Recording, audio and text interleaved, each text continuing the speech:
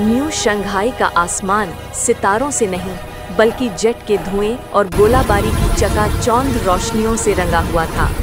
वो मखलूक जिसका कोड नाम जगरनॉट था, एक 60 मंजिल जितना बड़ा मुसल्लह पत्थर जैसा सरीसृप जानवर सिर्फ और सिर्फ बेलगाम गुस्से का मुजस्समा था।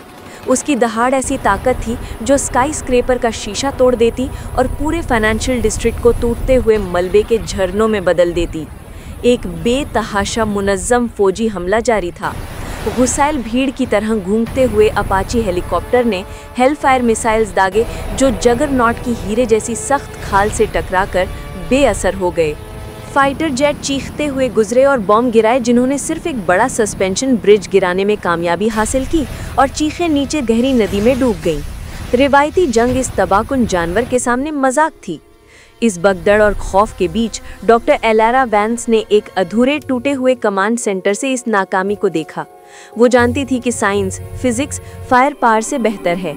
जगरनॉट की ताकत उसकी मजबूती, उसका मरकज़े सकल यानी सेंटर ऑफ मास थी। फौज उसके बख्तर पर वार कर रही थी, उसे उसके पांव पर वार करना था।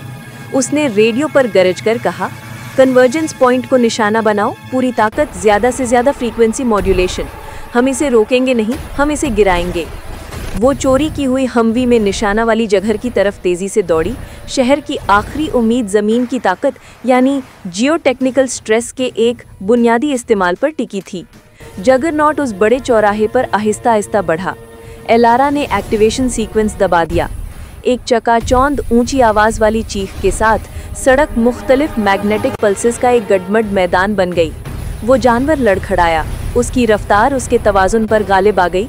एलारा ने गियर बदला और फौरन हमवी से बाहर निकल गई, ठीक उस वक्त जब जगरनॉट पागल गुस्से में चिल्लाते हुए शहर की बुनियाद तोड़कर नीचे गिरा।